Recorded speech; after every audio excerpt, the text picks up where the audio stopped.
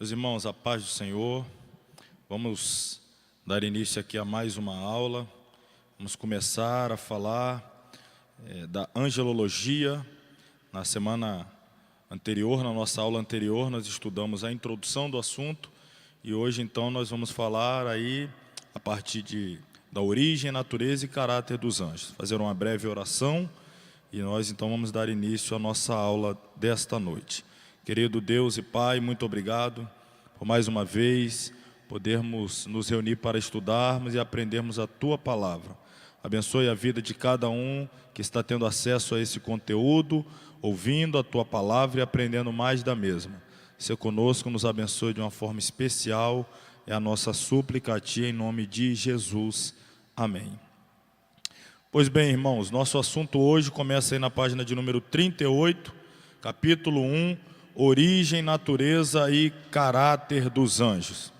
Em primeiro lugar, vamos falar aqui da origem dos anjos. Os anjos são seres celestiais que Deus criou no princípio, antes da catástrofe que tornou a terra sem forma e vazia. A Bíblia diz, nele, isto é, em Jesus, foram criadas todas as coisas que há nos céus e na terra, visíveis e invisíveis, sejam tronos, sejam dominações, sejam principados, sejam potestades, tudo foi criado por Ele e para Ele. Colossenses 1,16. Temos ainda o texto de João 1,3 que diz que sem Ele nada do que foi feito se fez. De maneira que nós estamos vendo aqui que os anjos foram criados pela palavra de Deus. O Salmo nos afirma assim, mandou e logo foram criados. Os anjos são chamados o exército de Deus. A Bíblia diz, Tu só és Senhor, Tu fizeste o céu dos céus e todo o seu exército. Neemias 9:6, portanto se referindo aqui ao exército dos seres angelicais. Destaco aqui, irmãos, o fato de que nós acabamos de ler, que antes da catástrofe, Deus criou os anjos antes da catástrofe que tornou a terra sem forma e vazia. Lembrando que nós já falamos sobre este assunto quando estudamos doutrina de Deus, quando o episódio da queda, nós tratamos da famosa teoria do caos, teoria da terra recriada, então nós já falamos sobre este assunto e que nós estamos aqui apenas fazendo menção. Os anjos são criados e não gerados, apenas Jesus, como unigênito, é o único gerado. Deus criou cada anjo individualmente. Quando Daniel, por volta do ano 534 a.C., mencionou o número dos anjos que ele presenciou em sua visão, ele disse o seguinte, ele disse tratar-se em sua visão da quantidade dos anjos, milhares de milhares e milhões de milhões. E quando o apóstolo João, mais de 500 anos depois, contemplou os anjos em uma visão, revelou o número deles também como milhões de milhões e milhares de milhares. Então, em se tratando da origem dos anjos, que estamos falando aqui, na angelologia, só aqui rapidamente repassando, os anjos foram criados, está aí as referências bíblicas, foram criados no passado remoto, especialmente antes da queda e antes da rebelião de Lúcifer, foram criados pela palavra de Deus, à exceção do ser humano, que não foi criado pelo fiat, pelo haja, pela força da palavra. O ser humano foi criado através de uma intervenção da Trindade. Houve o toque do ser divino na criação do homem. Não ocorreu assim com os anjos, eles também foram criados pelo poder da palavra. E cabe ressaltar também que Cristo é o centro de toda a criação. Logo, podemos afirmar que os anjos foram criados nele, por ele e, sobretudo, para ele, para a glória e para o louvor do nome dele. Vamos falar agora da natureza dos anjos. A natureza dos anjos. Os anjos são seres espirituais, foram criados com um corpo espiritual. Paulo diz, há também corpo espiritual. Quando se fala dos homens, diz-se que são carne. Os anjos não possuem um corpo material, mas um corpo espiritual, que é acompanhado de luz e de glória celestial. Por isso são chamados filhos de Deus. Os anjos são chamados filhos de Deus. Eu quero fazer um destaque aqui muito importante. Estamos ainda no início da aula, mas eu quero destacar que esta é uma das partes mais importantes desta nossa aula. Estamos nos referindo aos anjos como filhos de Deus. Nós sabemos que Jesus Cristo é Filho de Deus por geração. Ele tem a mesma essência, tem a mesma substância, por isso ele é o Filho unigênito, único gerado. Israel é o Filho de Deus por eleição. Deus elegeu Israel como seu filho em Abraão. É uma eleição, um ato soberano de Deus. A igreja, nós os cristãos, somos filhos de Deus por adoção. Nós fomos adotados. A partir da regeneração, passamos a fazer parte da família de Deus e somos chamados de filhos. Adão, como criatura primeira, criada por Deus, ela é filha de Deus. Adão é filho de Deus por criação, foi criado. Os anjos também, como seres espirituais criados, são chamados de filhos de Deus. O que eu quero destacar aqui, eu vou passar aqui alguns slides que nós já tratamos na introdução deste assunto e voltaremos a tratar na aula seguinte. Então eu vou passar alguma coisa concernente o corpo do anjo, o corpo que não é material, são seres espirituais, etc. Mas o que eu quero aqui tratar, vou passar aqui alguns slides, está aqui. O fato de terem sido criados essencialmente espíritos não nega a possibilidade de sua materialização. O que é materialização? É assumir uma forma material. Isso é materialização. Não confundir com incorporar, como os demônios, que não têm corpo humano, porque tem também um corpo espiritual, eles assumem um corpo de alguém e eles incorporam.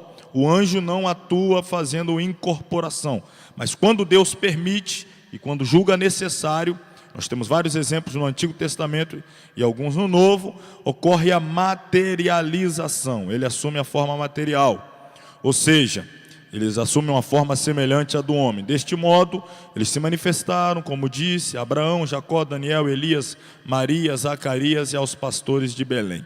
Se tratando aqui de Daniel, Zacarias, Maria, nós vamos falar aqui da aparição, a manifestação do anjo mensageiro Gabriel, a Daniel, a Zacarias e a Maria. Nós vamos falar no próximo vídeo, a próxima aula, nós vamos entrar nesse detalhe aqui especificamente, da manifestação de Gabriel.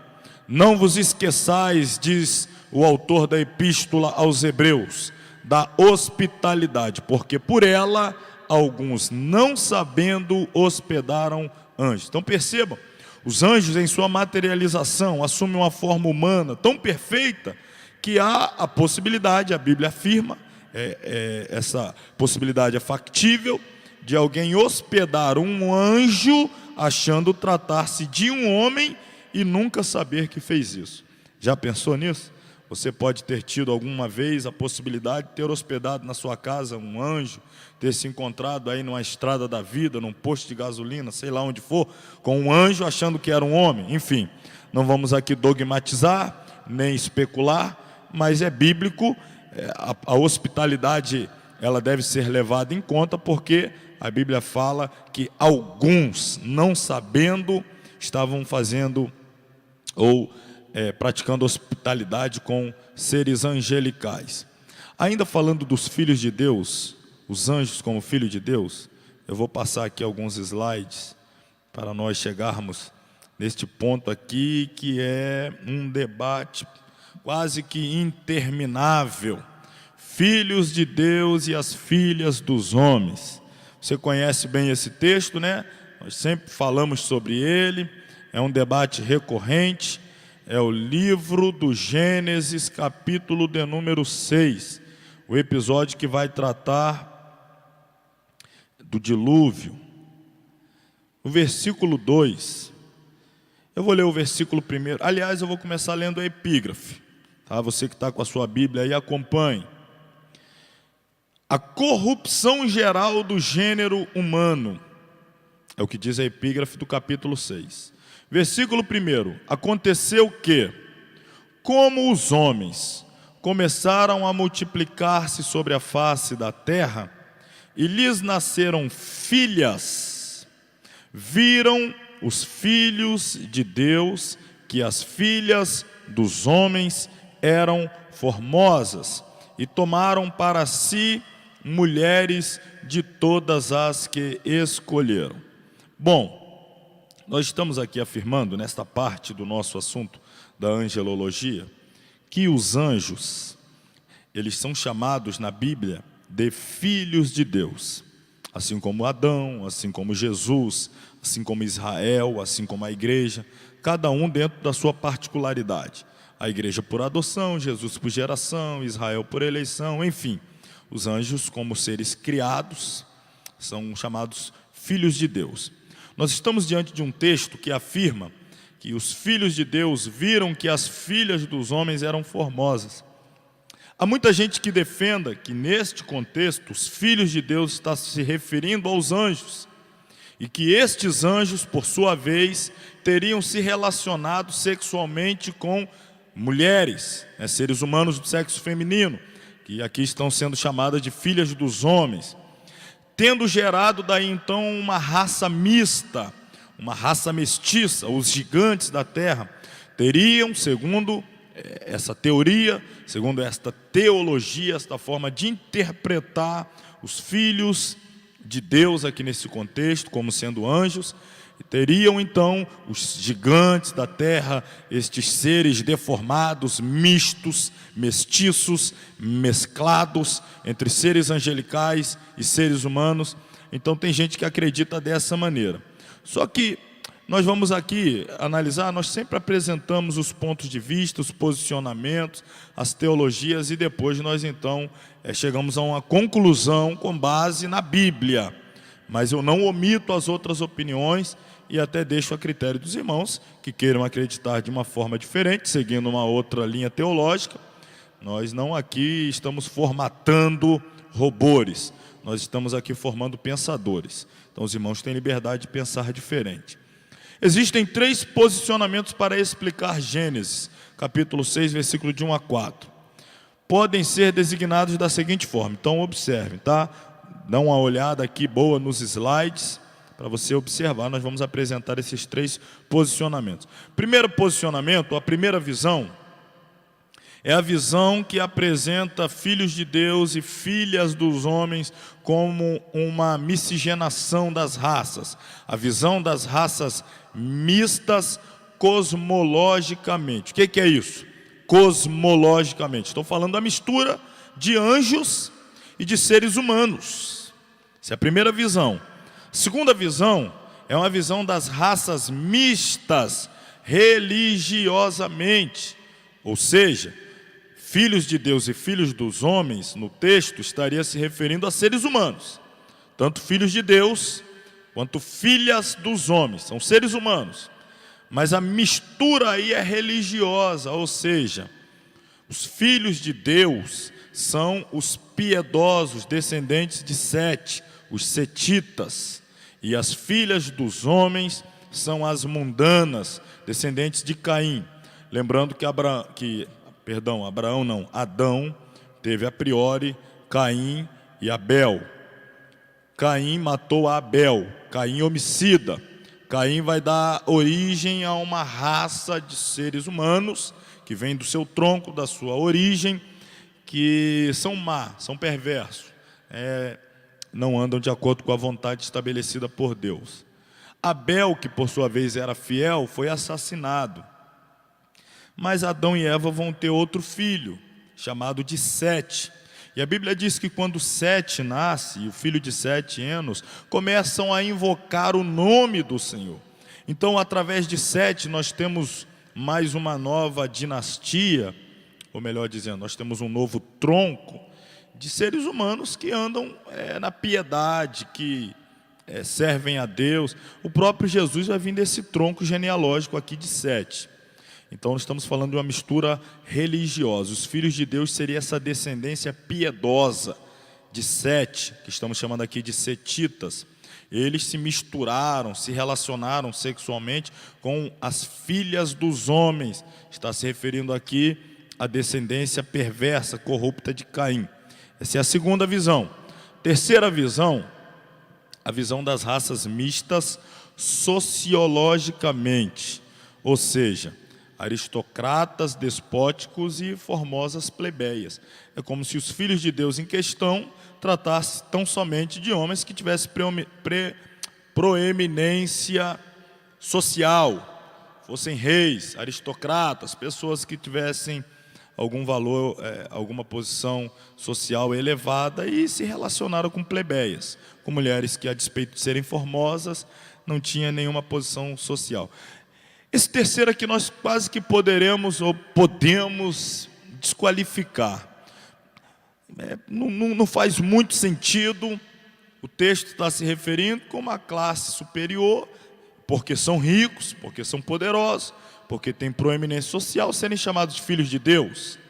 E a outra simplesmente porque são pobres, porque não têm nenhuma riqueza, porque são desprovidas de status social, são chamadas de filhas dos homens. Não, definitivamente isso daqui a gente pode descartar. O grande debate, a grande polêmica gira em torno do primeiro e do segundo ponto.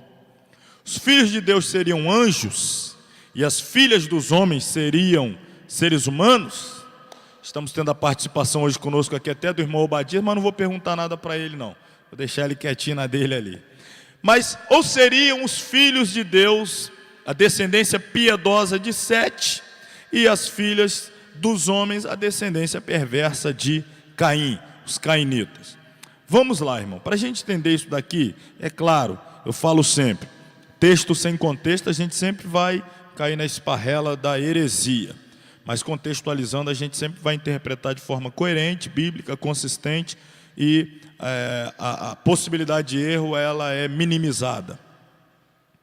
Em lugar algum das Escrituras, nem mesmo em Gênesis 6, é dito que anjos casaram-se com humanas. Na realidade, Marcos 12, 25 declara que anjos não se casam, palavras de Jesus. Mais sério ainda é o fato de que, se o problema, porque a gente está falando do capítulo 6, um grande juízo virá, como veio, que é o dilúvio. O dilúvio veio por causa deste pecado que nós estamos aqui tratando, que é o relacionamento de filhos de Deus com filhas dos homens.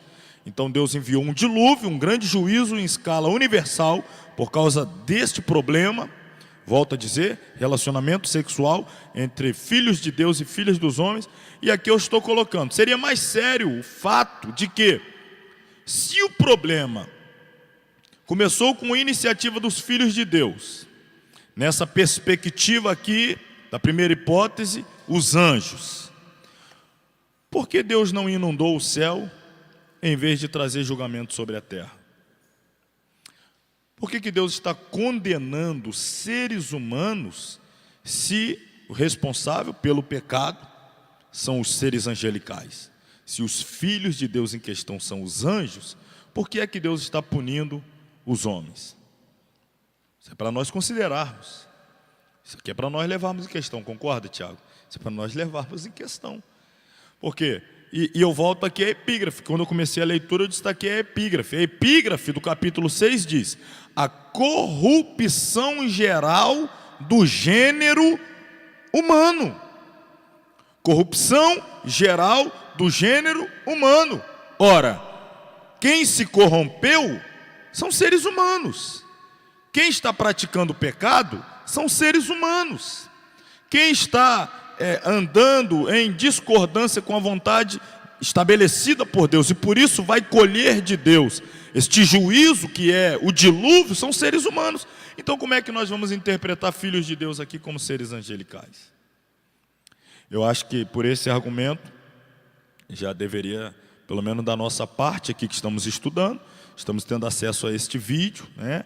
Deveríamos acreditar com veemência que filhos de Deus em questão são os homens, seres humanos, descendência piedosa de Sete, e as filhas dos homens são mulheres, seres humanos, porém da descendência perversa de Caim. Irmãos, infelizmente acontece muito, tem acontecido sempre. Tá, os filhos de Deus se permitindo se deixar levar pelas filhas dos homens, por mundanas. E isso sempre trouxe problema, o famoso jugo desigual. O juízo de Deus foi pesado sobre a espécie humana por conta dos filhos de Deus, os piedosos, não se relacionarem com filhas de Deus, mas com filhas dos seres humanos pecadores. Então isso é um problema crônico, sério, seríssimo. O capítulo 4 descreve a ímpia geração de Caim, enquanto que o capítulo 5 nos mostra a piedosa linhagem de Sete.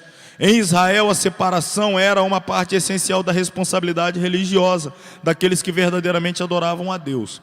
O que teve lugar no capítulo 6 foi uma transgressão dessa separação que ameaçou a descendência piedosa através da qual nasceria o Messias. Então eu acredito, estou ensinando assim, filhos de Deus em questão aqui não são os anjos, mas são seres humanos. Essa transgressão foi a causa do dilúvio, que viria a seguir, que veio de fato. Ele destruiu o mundo impiedoso e preservou o justo Noé e sua família, da descendência de Sete, através dos quais a promessa de Gênesis 3,15 seria cumprida. Então, falando aqui da natureza dos anjos, nós tratamos aqui dos anjos como filhos de Deus e não poderia deixar passar este ponto. Temos ainda aqui alguns outros pontos, tá, que vocês têm acesso aí no seu material didático, no seu livro. Não há muita necessidade que tornemos a ler de forma recorrente. Os anjos são imortais, os anjos são invisíveis, é natural, nós sabemos disso. Os anjos não têm sexo, Jesus disse, quando ressuscitarem dos mortos não casarão, nem darão em casamento, mas serão como os anjos dos céus. Com isso fica provado que as explicações afirmando que os filhos de Deus, que entraram as filhas dos homens, Gênesis 6, 1 a 5, acabamos de falar, fica provado que essa afirmação de que eram os anjos são realmente erradas, pois os anjos não se casam. A referida passagem faz menção do casamento misto que houve entre as filhas da linhagem de Caim, que se uniram com os filhos da linhagem de Sete, coisa que desagradou profundamente ao Senhor. O caráter dos anjos. Os anjos são puros, santos, tá? Os anjos eleitos, não os anjos caídos. Isso aqui eu vou falar com detalhe na próxima aula, no próximo vídeo. Você que está assistindo o vídeo aí, que é nosso aluno à distância, isso aqui a gente vai falar na próxima aula, a diferença entre os anjos santos e os caídos. Todos foram criados santos, inclusive Lúcifer, né, e os anjos que o seguiram foram criados santos. Depois, porque deram lugar aos pensamentos pecaminosos, esses pensamentos transformaram-se em sentimentos, em vontade, a vontade em ação. O pecado teve origem no mundo angelical, então os anjos puros, a impureza aí vai ter lugar. Mas é assunto da próxima aula.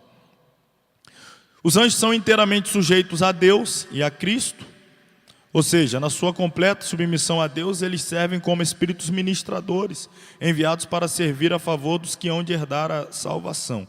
Nós temos muitos anjos, que também nós vamos falar na semana que vem, mas cabe aqui antecipar, que tem especificações, que tem designações específicas. Um anjo da cura, tem o anjo das águas, o anjo do juízo, o anjo do conserto.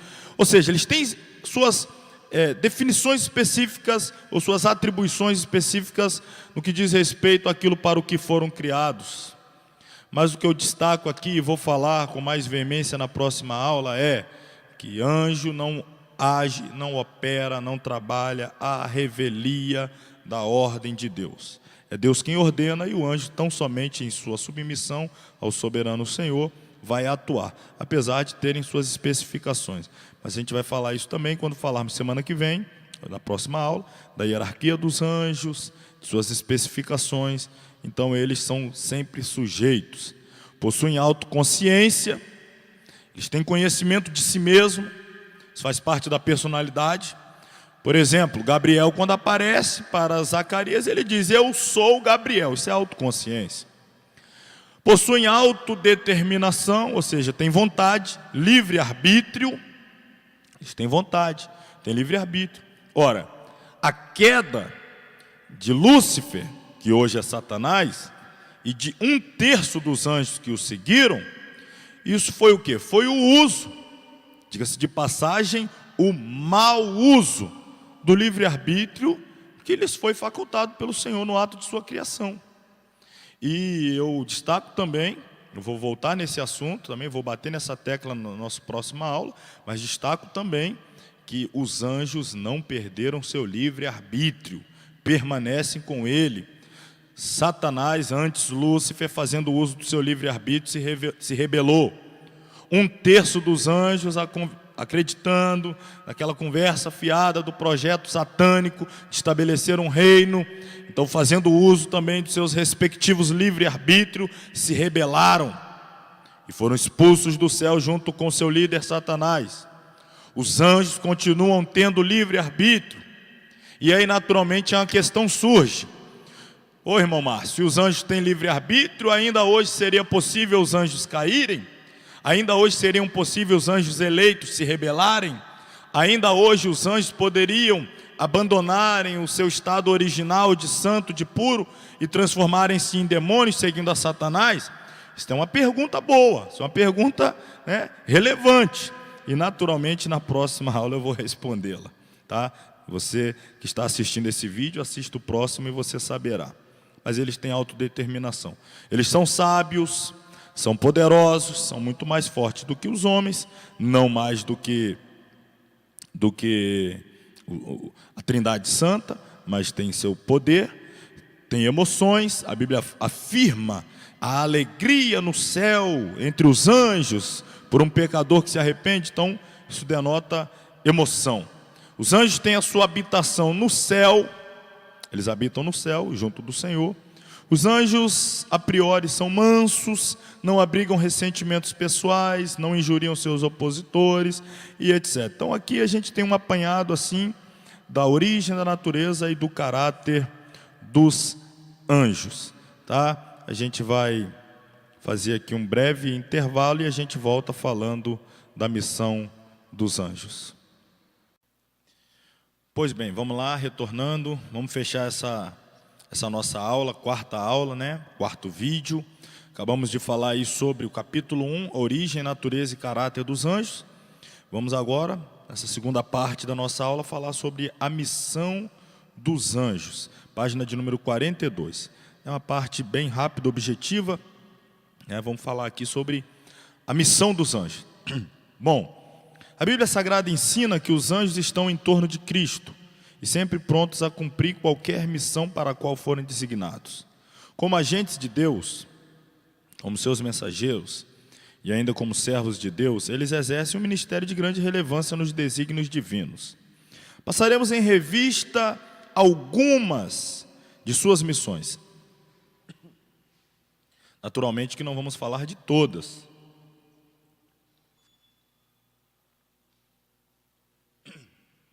Perdão. Seria impossível, mas vamos destacar aqui algumas das principais missões dos anjos. Primeiro, glorificam diretamente a Deus. Isso é uma missão elevadíssima. Isso é uma missão de uma relevância. Às vezes nós não levamos em consideração que adorar a Deus é uma missão. A igreja, ela foi criada para adorar a Deus.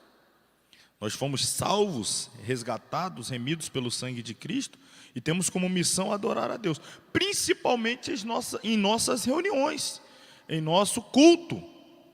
O culto é a missão primordial da igreja, quando se reúne coletivamente, adorar a Deus.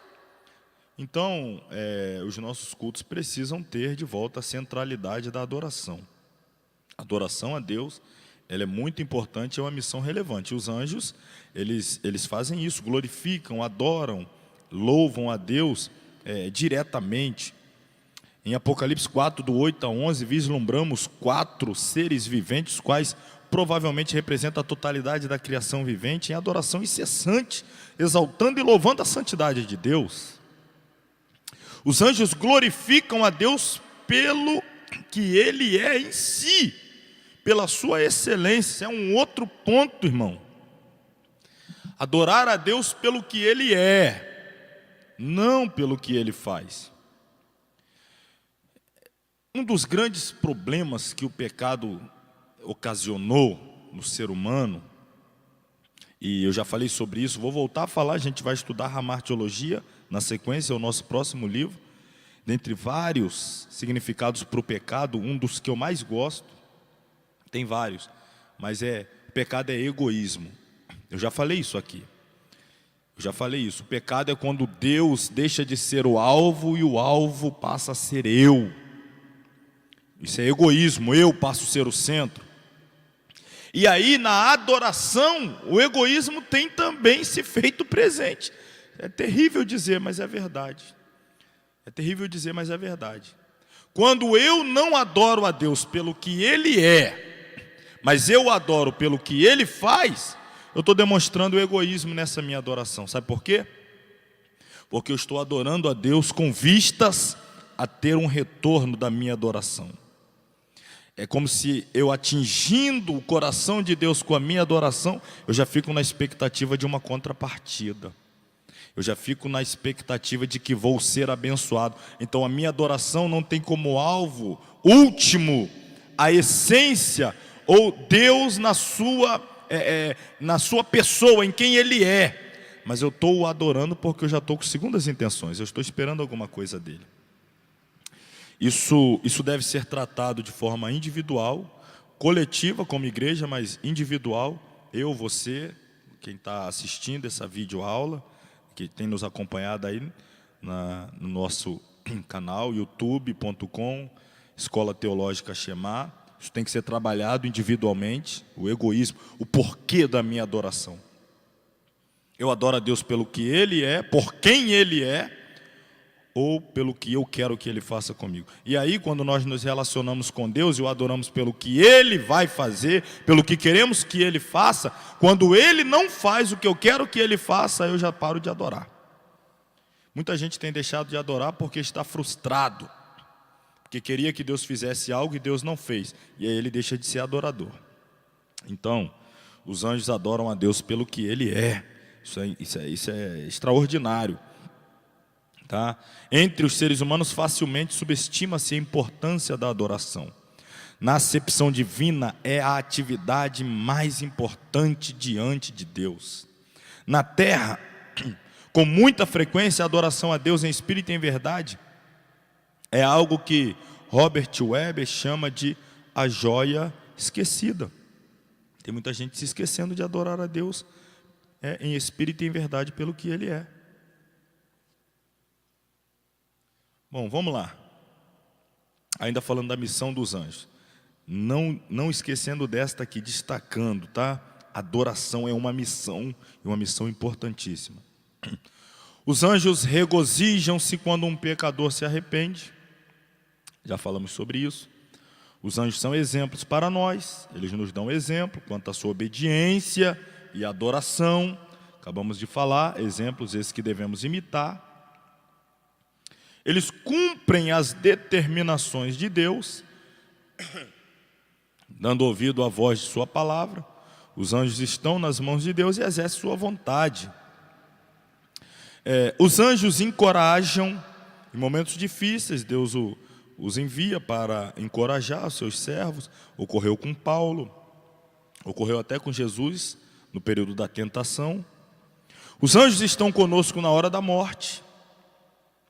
Os anjos cooperam na obra evangelizadora. Eles não evangelizam, mas são cooperadores da evangelização. O anjo não prega o evangelho, mas à medida que a igreja assume a sua responsabilidade de anunciar o evangelho, ela pode contar com a ajuda dos anjos, que protege, que guarda, que guia, enfim. Os anjos são cooperadores. Nós temos aí o exemplo, está aqui no livro de Atos. Foi um anjo que transmitiu a ordem de Deus a Filipe, para que ele fosse ao caminho que descia de Jerusalém a Gaza. O anjo não pregou para o eunuco, mas o anjo orientou a Filipe a que chegasse perto do eunuco e pregasse para ele. Então o anjo não é um evangelizador, mas é um cooperador na evangelização. Outro exemplo foi um anjo que se manifestou a Cornélio, ordenando-lhe que chamasse a Pedro para que este lhe falasse as palavras pelas quais ele se salvaria. O anjo desceu diante de Cornélio. Poderia ter pregado o evangelho a Cornélio, mas não pregou, não é prerrogativa do anjo pregar. Mas o anjo fez o quê? O anjo orientou a Cornélio que chamasse Pedro, para que Pedro, vindo até Cornélio, pregasse para Cornélio o evangelho, e Cornélio, através da mensagem pregada, fosse salvo. Foi um anjo que executou o castigo de Deus sobre Herodes, um dos maiores inimigos da igreja primitiva. Então nós temos aqui, de forma direta e indireta, a cooperação dos anjos na evangelização.